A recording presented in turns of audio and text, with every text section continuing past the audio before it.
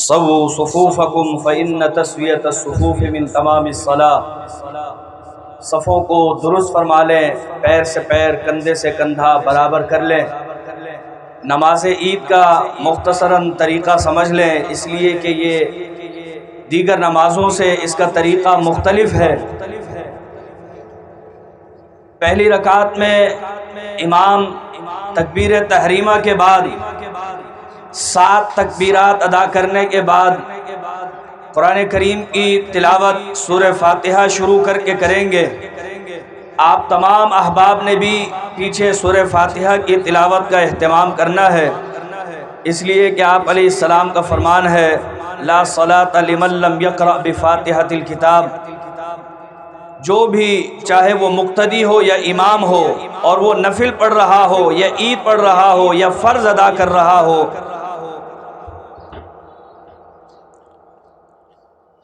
وہ اگر سورہ فاتحہ نہ پڑھے تو اس کی نماز نہیں ہوتی۔ پھر یہ عام طریقے کے مطابق دوسری تلاوت ہوگی، آپ نے خاموشی سے سماعت کرنی ہے۔ پھر دوسری رکعت میں کھڑے ہو کر امام 5 تکبیرات ادا کریں گے اور آپ تمام احباب نے بھی رفع الیدین کے ساتھ تکبیرات ادا کرنی ہے، اور ہر تکبیر کے درمیان یہ مسنون ہے، صحابہ اکرام پڑھتے تھے، اللہ کی حمد و ثنا کرتے تھے، نبی علیہ السلام پر درود پڑھتے تھے، سبحان اللہ والحمد للہ ولا الہ الا اللہ واللہ اکبر پڑھتے تھے، یا پھر اللہم صلی علی محمد وسلم، یہ مختصر درود پڑھتے تھے۔ اس کا اہتمام کرتے ہوئے انشاءاللہ ہم عید کی نماز ادا کر رہے ہیں۔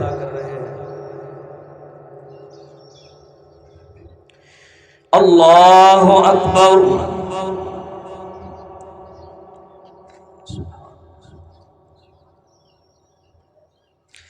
اللہ اکبر،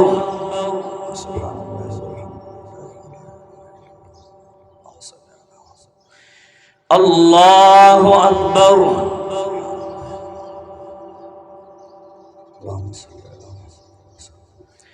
اللہ اکبر،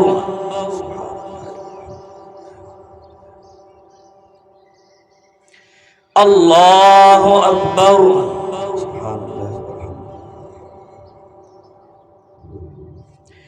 اللہ اکبر،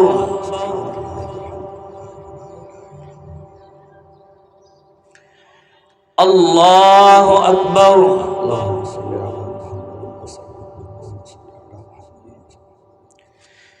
اللہ اکبر۔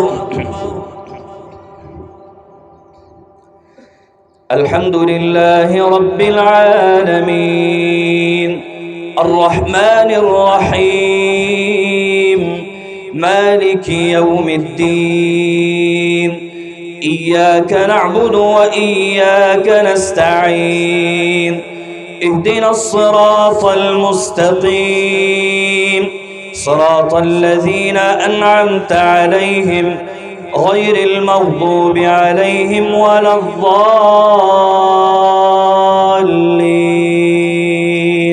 آمين۔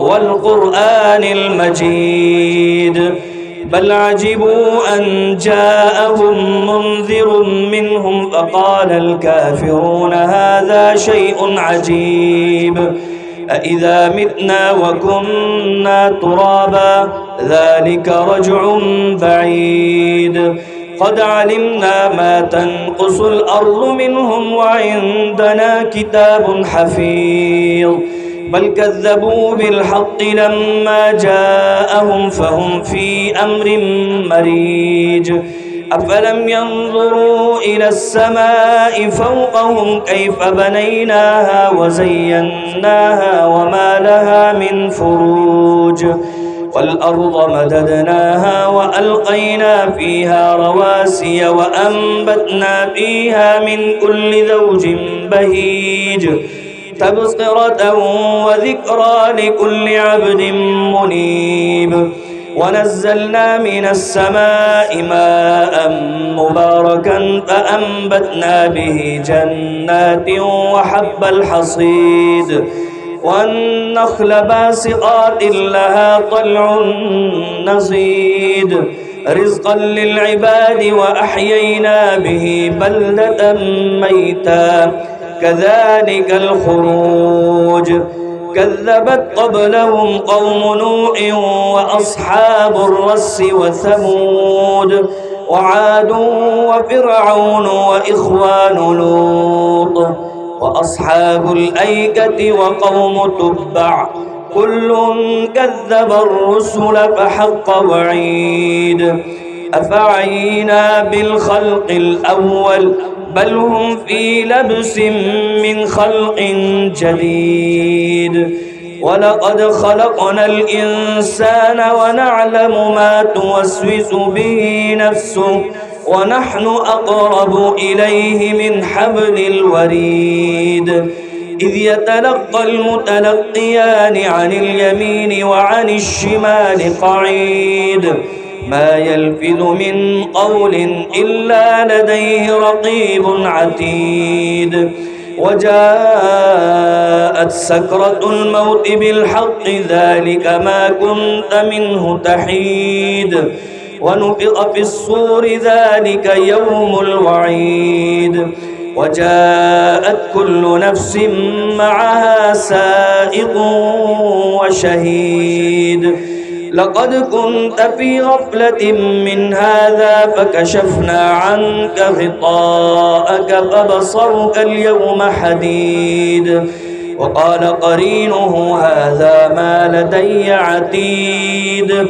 ألقيا في جهنم كل كفار عنيد مناع للخير معتد مريب الذي جعل مع الله إلها آخر فألقياه في العذاب الشديد قال قرينه ربنا ما أطغيته ولكن كان في ضلال بعيد قال لا تختصموا لدي وقد قدمت إليكم بالوعيد ما يبدل القول لدي وما أنا بظلام للعبيد يوم نقول لجهنم هل امتلأت وتقول هل من مزيد وأزلفت الجنة للمتقين غير بعيد هذا ما توعدون لكل أواب حفيظ من خشي الرحمن بالغيب وجاء بقلب منيب ادخلوها بسلام ذلك يوم الخلود لهم ما يشاءون فيها ولدينا مزيد الله أكبر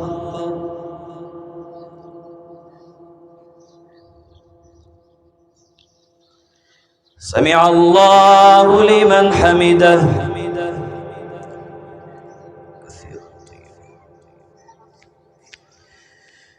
الله أكبر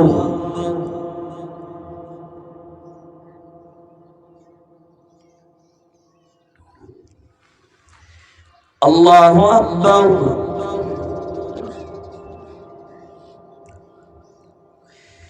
الله أكبر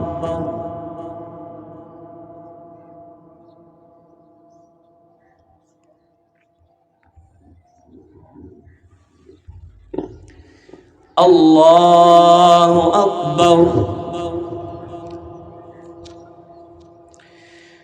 الله أكبر سبحان الله الله أكبر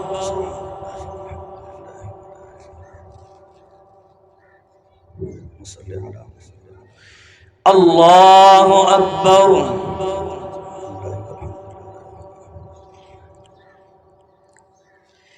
الله أكبر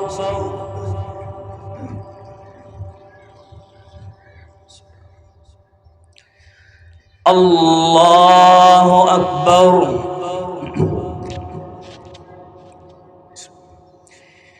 الحمد لله رب العالمين الرحمن الرحيم مالك يوم الدين إياك نعبد وإياك نستعين اهدنا الصراط المستقيم صراط الذين أنعمت عليهم غير المغضوب عليهم ولا الضالين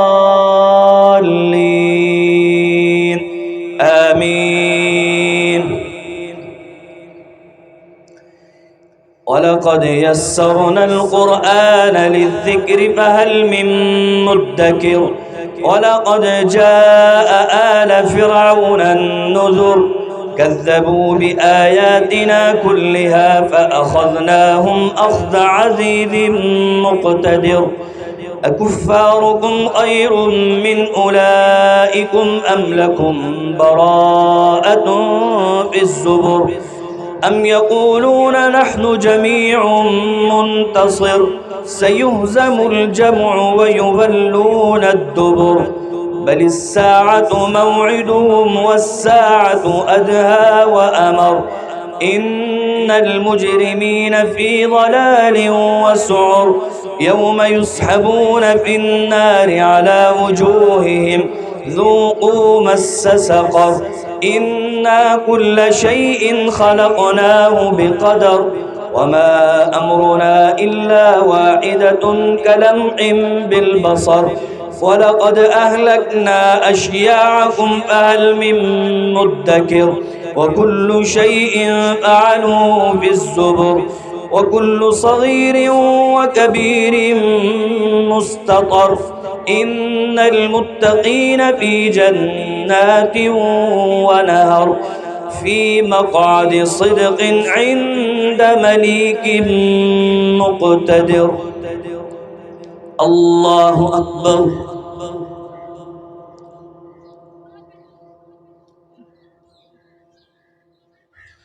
سمع الله لمن حمده.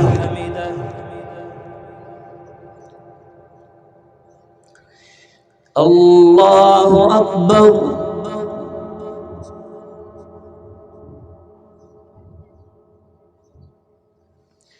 الله أكبر.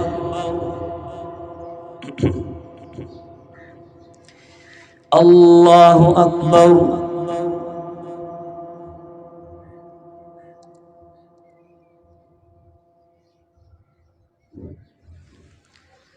الله أكبر.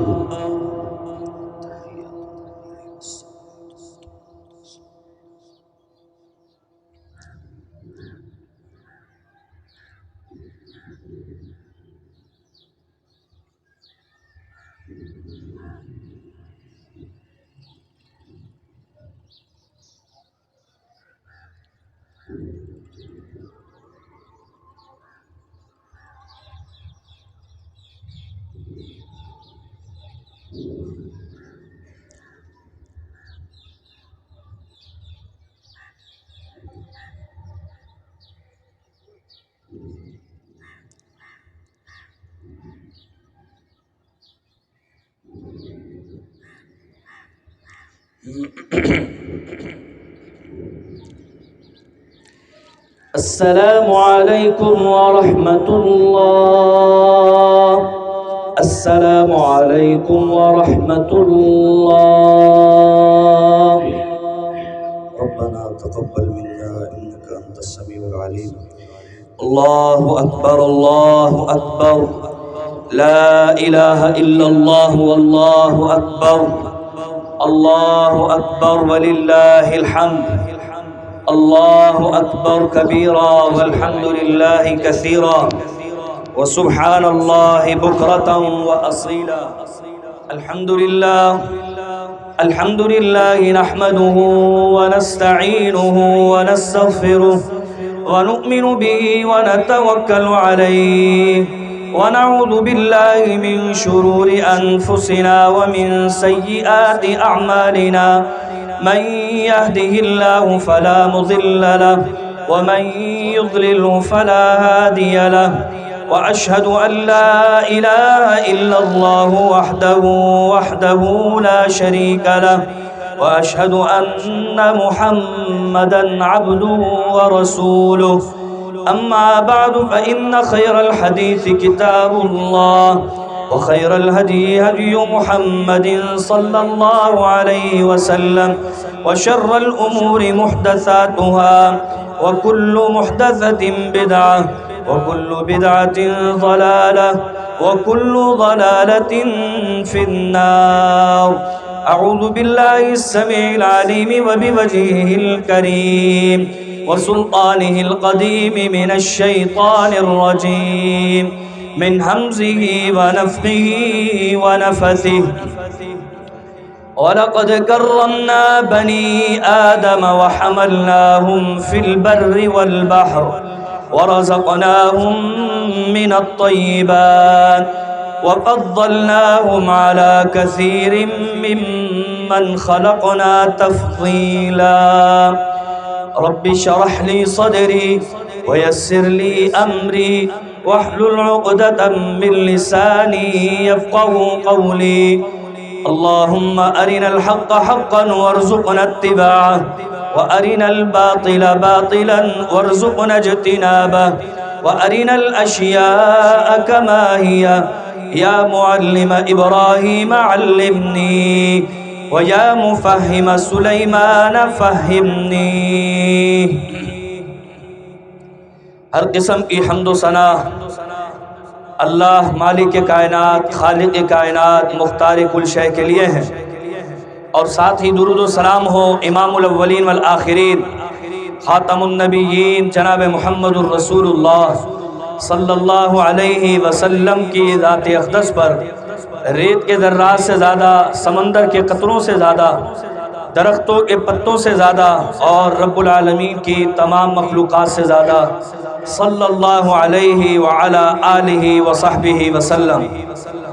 اللہ رب العالمین کا احسان ہے، اس کی رحمت ہے، اس کا فضل ہے کہ اس نے ہمیں رمضان المبارک کے بابرکت لمحات کو قیمتی بنانے کا موقع عطا کیا، ہمیں رمضان کی راتوں میں قیام کرنے کی ہمت دی، ہمیں روزے رکھنے کی طاقت دی، قرآن مجید سے اپنا تعلق قائم کرنے کی سعادت عطا فرمائی، صدقات و خیرات میں بڑھ چڑھ کے حصہ لینے کی توفیق دی، ہمدردی کے جذبے سے لوگوں کے دکھ سکھ میں شریک ہونے کا جذبہ عطا کیا. میرے دوستوں اور بزرگوں، اب اللہ سے دعا یہی ہے کہ اللہ تعالی ہماری ان کاوشوں کو اپنی بارگاہ میں قبول و منظور فرمائے. اللہ رب العالمین نے رمضان کے مہینے کو نزول قرآن کا مہینہ بھی بنایا ہے، اور یہ دن ہماری عید کا دن، ہماری خوشی کا دن قرآن کی برکت سے ہی دیا ہے. فرمایا قل بفضل اللہ وبرحمتہ فبذلک فلیفرحوا. اے پیغمبر آپ فرما دیجئے کہ اللہ کا فضل، اس کی رحمت تمہیں اللہ نے عطا کی ہے قرآن کی صورت میں، کہ تمہیں نزول قرآن کا مہینہ دیا، اس میں توفیق دی کہ تم نے جستجو کری نیکیوں کی. اب فبذالک فلیفرحوا، اس نزول قرآن پر اور اس مہینے میں رب سے نیکیاں سمیٹنے پر تمہیں خوشی منانی چاہیے، تم خوش ہو جاؤ. سرنامہ کلام میں نے قرآن کریم کی سورہ بنی اسرائیل سے ایک آیت کریمہ کی تلاوت کا شرف حاصل کیا ہے. اللہ تعالیٰ کا اس میں ارشاد اور فرمان ہے وَلَقَدْ كَرَّمْنَا بَنِي آدم، ہم نے بنی آدم کو عزت، مقام اور شرف عطا کیا ہے. وہ مقام اور مرتبہ مختلف صورتوں میں دیا ہے.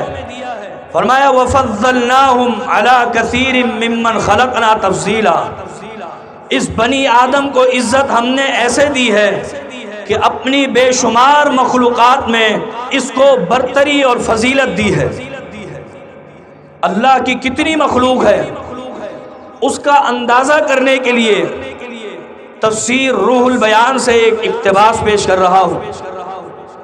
علامہ آلوسی نے لکھا ہے کہ اللہ کی مخلوقات کو سمجھنا ہے تو پہلے اللہ کے عالموں کو سمجھو، اور اللہ کے عالموں کی کم و بیش تعداد 18,000 ہے۔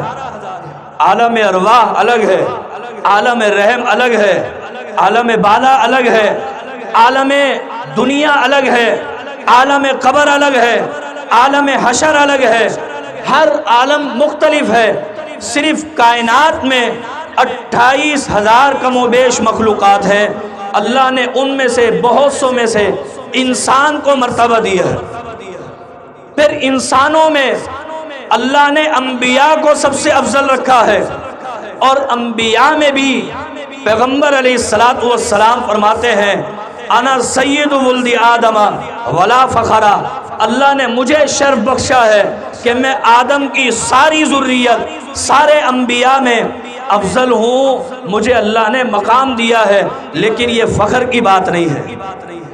انبیاء کے بعد افضل ترین مخلوق صحابہ ہیں، صحابہ میں بھی اللہ نے ایک کو دوسرے پر فضیلت دی، جس طرح انبیاء کے بارے میں فرمایا تلک الرسل فضلنا بعضهم علی بعض، ہم نے بعض کو بعض پر فضیلت دی، صحابہ میں بعض کو بعض پر فضیلت دی، ایسے ہی امتوں میں بعض کو بعض پر فضیلت دی۔ اللہ نے سب سے بہترین امت جسے فضیلت دی ہے وہ امت محمدیہ ہے، فرمایا کنتم خیر امت اخرجت للناس تأمرون بالمعروف وتنہون عن المنکر۔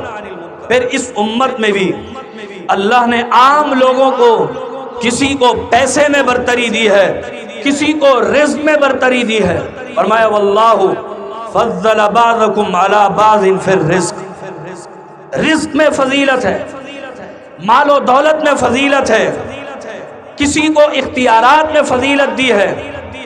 هو الذی جعلکم خلائف الارض ورفع بعضکم فوق بعض، کسی کو دین کی غیرت اور حمیت میں ایک دوسرے پر فضیلت دی ہے، کسی کو جذبہ ایمانی میں ایک دوسرے پر فضیلت دی ہے۔ میرے دوستو بزرگوں، یہ ساری فضیلتیں دنیا سے تعلق رکھتی ہے، کسی کو علم میں فضیلت دی ہے، فرمایا وَفَوْقَ كُلِّ ذِي عِلْمٍ عَلِيمٍ، ہر علم رکھنے والے سے بلند پائے کا عالم بھی کوئی ہوتا ہے۔ یہ ساری فضیلتیں، یہ ساری برتریاں دنیا سے تعلق رکھتی ہے، اصل برتری اور اصل فضیلت آخرت کی ہے۔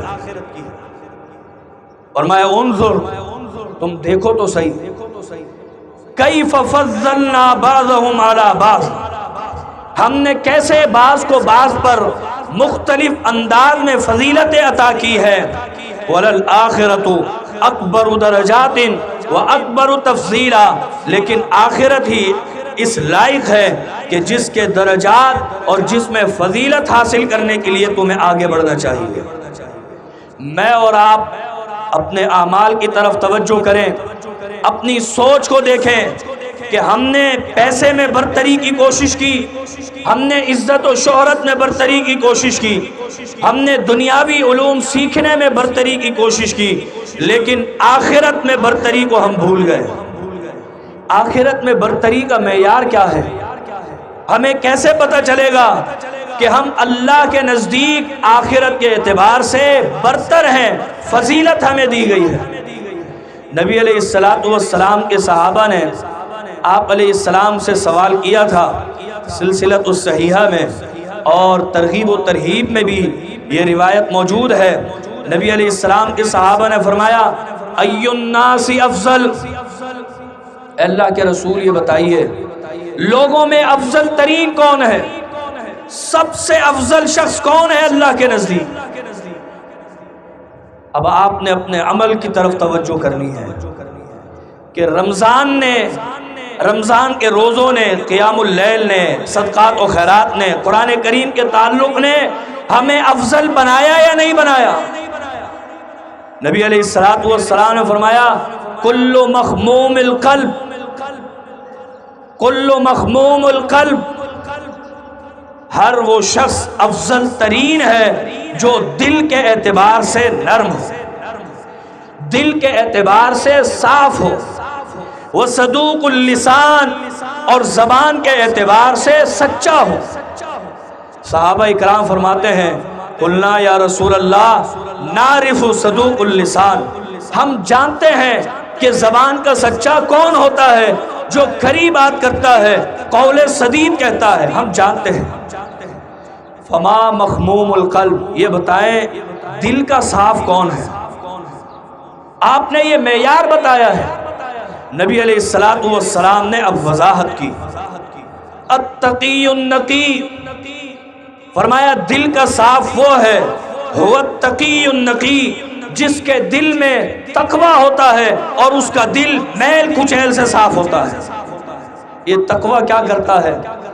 انسان کے دل و دماغ میں اللہ کا خوف اس طرح بٹھا دیتا ہے کہ گناہ سے بچنا آسان ہو جاتا ہے۔ فرمایا ہر وہ شخص جس کے دل میں تقوی ہے وہ مخموم القلب ہے، اس کا دل صاف ہے میل کچیل سے۔ فلا اثم علیہ، اس کا دل گناہوں سے پاک ہو تو مخموم القلب ہوگا۔ نبی علیہ السلام کی حدیث ہے، آپ نے فرمایا ان المومن اذا اذنب ذنبا كانت نقطة سوداء في قلبه، جب ایک شخص گناہ کرتا ہے تو اس کے دل میں ایک سیاہ نقطہ لگا دیا جاتا ہے۔ جب وہ گناہ کرتا جاتا ہے، کرتا چلا جاتا ہے، اس کی سیاہی بڑھتی جاتی ہے۔ اگر وہ توبہ کر لیتا ہے واستغفر ثقل قلبہ، جب وہ توبہ و استغفار کر دیتا ہے اپنے عمل سے بھی اپنی زبان سے بھی، تو یقینی طور پر اس کے وہ کالے دھبے دل سے وہ صاف کر دیے جاتے ہیں۔ لیکن اگر وہ گناہ پہ گناہ کرتا رہتا ہے تو ایک وقت آتا ہے کہ وہ سیاہی ران بن جاتی ہے، دلوں کا زنگ بن جاتی ہے، جس کو اللہ نے قرآن میں بیان کیا کلا بل رانا علی قلوبہم ما کانوا یکسبون، بلکہ یہ تو وہی ران ہے، وہی ان کے دلوں کا زنگ ہے جو ان کے عمل کے بسبب، ان کی کمائی کے بسبب ان کے دل پر لگا ہے۔ تو فرمایا مخموم القلب، اس کی پہلی نشانی وہ متقی ہوگا۔ روزے نے ہمیں اگر متقی بنا دیا ہے، روزے نے اگر ہمارے دلوں کو پاک صاف کر دیا ہے گناہوں سے، تو یقیناً ہم اللہ کے نزدیک افضل ہیں۔ اور تیسری چیز، چوتھی چیز آپ نے یہ بتائی کہ وہ متقی ہونے کے ساتھ، گناہوں سے صاف ہونے کے ساتھ ساتھ ولا بغیہ، وہ باغی نہیں ہوتا، رب کا نافرمان نہیں ہوتا، اس لیے کہ باغی تو قارون تھا، ان قارون کان من قوم موسیٰ فبغى علیہ، اس نے پیسے کے گھمنڈ میں بغاوت کی تھی، فرعون نے اختیارات کے گھمنڈ میں بغاوت کی تھی، اللہ کے فرامین کی حکم عدولی کی تھی۔ اللہ فرماتا ہے وجاوزنا ببنی اسرائیل البحر فاتبعہم فرعون وجنودہ بغیا، اس نے بغاوت کی۔ تو مخموم القلب وہ ہوتا ہے جس کا دل نافرمانیوں سے بھی صاف ہوتا ہے، ولا غلہ، اور اس کا دل کینے سے بھی صاف ہوتا ہے، ولا حسدہ، اور اس حدیث میں آخری بات بیان کی ہے کہ اس کا دل حسد سے بھی پاک ہوتا ہے، اس لیے کہ حسد ایسی بری غلاظت ہے۔ نبی علیہ السلام نے فرمایا ایاکم والحسد، دیکھنا حسد سے بچ کے رہنا، فإن الحسد یأکل الحسنات، یہ نیکیوں کو اس طرح کھا جاتا ہے، کما تأکل النار الحطب، جس طرح لکڑی کو آگ کھا جاتی ہے، آگ لکڑی کو جلا کر ختم کر دیتی ہے، راکھ بنا دیتی ہے، حسد انسان کی نیکیوں کو راکھ بنا کر ختم کر دیتا ہے۔ تو فرمایا جس کا دل متقی ہوگا، جس کا دل صاف ہوگا، جس کا دل حسد سے پاک ہوگا، جس کا دل کینے سے پاک ہوگا، جس کا دل بغاوت سے پاک ہوگا، اور جس کا دل گناہوں سے پاک ہوگا، وہ مخموم القلب ہوگا، صدوق اللسان ہوگا۔ اور جو صدوق اللسان ہو جائے، جو مخموم القلب ہو جائے، اللہ کے نزدیک لوگوں میں یہ سب سے فضیلت والا ہے۔ میں اور آپ دیکھ لیں کہ ہم نے روزے اس اعتبار سے رکھے ہیں کیا؟ اگر واقعتاً رکھے ہیں تو آپ کو مبارک ہو، آپ اللہ کے نزدیک افضل ترین لوگوں میں ہیں، اور اگر نہیں ہے تو آج بھی موقع ہے کہ اللہ کی جناب میں معافی مانگ کر اپنے اعمال میں اخلاص پیدا کر لیں اور اپنے آپ کو اللہ کے نزدیک افضل ترین بنا لیں۔ اللہ تعالی ہم سب کو اپنی بارگاہ میں شرف قبولیت دے، ہماری نیکیوں کو قبول فرما لے، ہمارے قیام کو قبول فرما لے، ہمارے یہاں عید والے دن بیٹھنے کو قبول فرما لے، ہماری عبادتوں کو قبول فرما لے۔ اللہ سے دعا کرتے ہیں، یا رب لک الحمد، یا رب لک الحمد کما ینبغی لجلال وجہک وعظیم سلطانک۔ الحمدی طور پر جو بھی ہم نے گناہ کیے ہیں اللہ تجھ سے معافی مانگتے ہیں۔ تو جانتا ہے، کوئی جانتا ہے یا نہ جانتا ہو، یا اللہ تو جانتا ہے، یہ تیری کائنات ہمارے اعمال کی گواہ ہے۔ یا اللہ تیرا قرآن کہتا ہے قیامت کے دن تو زبانوں پر تالے لگا دے گا، زبانیں بند کر دے گا، انسان کے اعضاء بولیں گے۔ یا اللہ ہمارے اعضاء سے کیے ہوئے جتنے بھی گناہ ہیں اللہ اپنی رحمت سے معاف فرما دے۔ تجھ سے تیری رحمت کی بھیک مانگتے ہیں، تیری رحمت کا سوال کرتے ہیں، تجھ سے تیرا فضل مانگتے ہیں، تجھ سے عافیت مانگتے ہیں، تجھ سے خیر و برکت مانگتے ہیں۔ یا اللہ تعالیٰ جو پریشان حال ہیں ان کی پریشانیوں کو